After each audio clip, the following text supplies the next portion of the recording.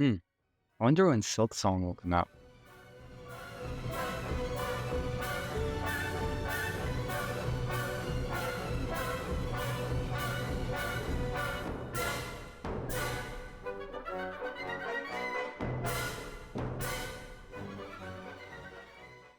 So, just like all of you, I'm patiently waiting for Silksong to come out, but clearly that's not going great. Instead, I am gonna obsess over the following games in an unhealthy manner until whoever is willing to listen about them. Enjoy!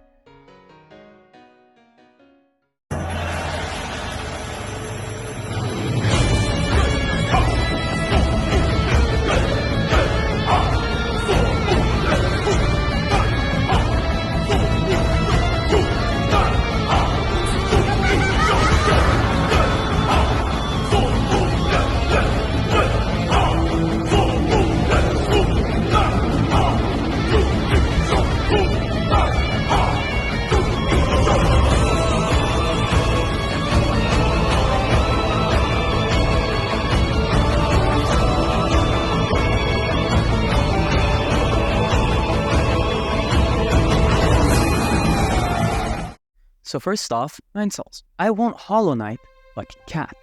Well, there you go. Here's the general story of 9 Souls with as little spoilers as possible.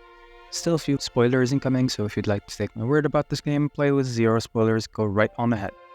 You play as this little guy here called Yi. The game starts with this cutscene of Yi being all messed up on the edge of a cliff. Then it cuts off to Yi after a certain amount of time poking by the side of this cool little underwater lake. You talk to this little orphan called Xuan who calls you over to eat, and then go to his home with him in Peach Blossom Village. You found out that Xuan's parents latched to the yearly ritual where some people are chosen to go live with the 10 gods that govern this place. This year, Xuan was chosen and he was getting ready for his last night with Yi. Anyways, turns out the yearly ritual is straight up murder. Shocking, I know. You drop into some form of factory where it seems like they use humans as a sort of power source. The general gameplay loop is that you go to a specific area, defeat said area's boss, then maybe gain a power or two along the way. Now here's what I like about this game. The story is genuinely amazing and you get so immersed with the characters and all their traits. My favorite is honestly Xuan and maybe Shenong because he's honestly really funny. I like the fact that you can just feed a guy poison and then get drunk with him, and then it increases your max HP, which is really funny to me. The game's combat system is genuinely amazing, focusing heavily on a parry system. The way to parry certain attacks can differ depending on the attack. Whenever you block an enemy's attack, you get one of these things called Chi. The Chi allows you to use something called a Chi Blast, where you dash through the enemy and attach a sort of bomb to the enemy, which explodes within a few seconds. Finally, mastering the combat can be so rewarding and some of the most fun I've personally had learning a combat system. Finally, the art style is so beautiful with each detail drawn with so much care. It's just so beautiful. I mean, look at these places. It feels like being part of a comic book and you're the main character. The music is just as much of a masterpiece as each piece feels like it was made for each environment, especially the boss music, which fits the characters so much, as if it was tailor-made for them, which it was. It's their own boss music after all. Would be quite astonishing if it didn't fit them. And also, whenever I'm talking about a game, the background music that's playing as I'm talking will be part of the game, which is just to show you what the soundtrack actually sounds like. For example, the soundtrack that's playing right now in the background is the alternate main theme for 9 Soul, which I personally really like.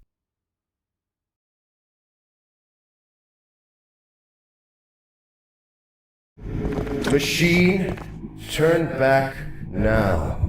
The layers of this palace are not for your kind. Turn back, or you will be crossing the will of God. Your choice is made. As the righteous hand of the Father, I shall rend you apart, and you will become inanimate once more. Behold the power of an angel!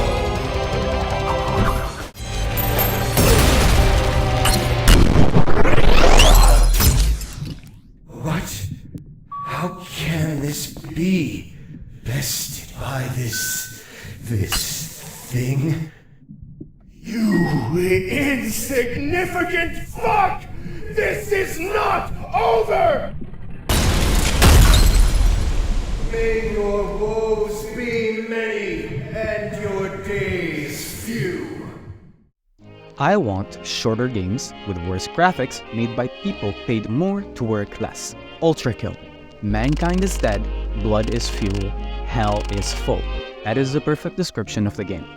In this game, you play as this weird robot thing called V1 that runs on, you guessed it, blood. But for some reason, mankind is completely dead and all of it is probably in hell. So down you go.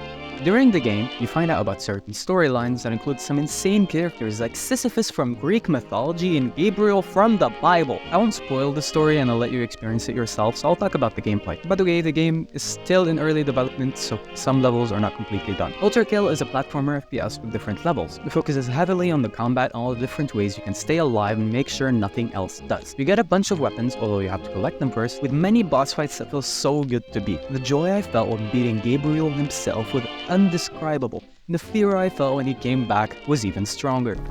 The game is made by this cool little guy called Akira, and is full of small Easter eggs ranging from horrors beyond human comprehension to cute little plushies in random spots, with those Easter eggs being the only way to unlock certain weapons, so the game encourages you to fuck around and find out. The gameplay itself is a lot of fun. Each weapon has 3 unlockable variants, with a few of them having a variant for each variant that can be unlocked through either secrets or money you gain at the end of each level. The movement is impeccable and incredibly fast-paced in the best way possible. Each level gives you a certain score at the end, which are based off time, kills, and straight up style. The more stylish you play, the more points you get. Finally, the soundtrack. Imagine this. You're high at a concert where the band randomly switches from hard rock and metal to an 80s jazz. While you're actually fighting and jumping all around, the music hypes you up and makes you feel like the murder machine you are. Although, if you're, say, resting by these cool little computers on the title screen, you get this cool jazzy tune which plays while you do whatever you're doing. It's genuinely amazing.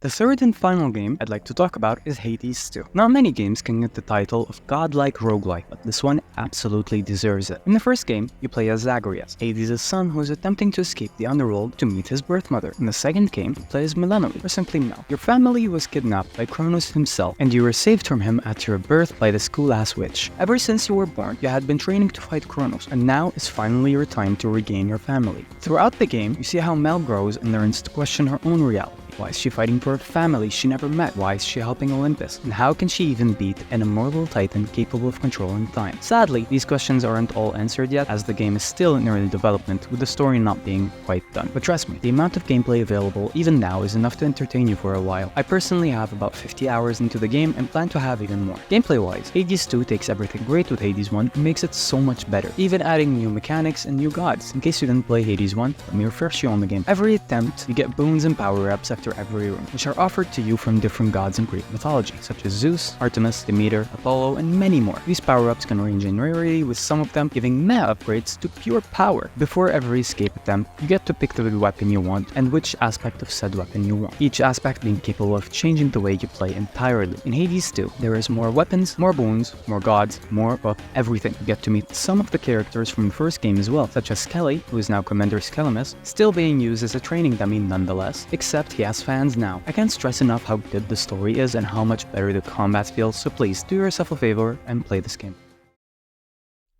Thank you for watching. This is my first video ever, so if you actually enjoyed it, I'd be really grateful if you could press the buttons down there, maybe comment, and tell me what you'd like to see next. Okay, bye!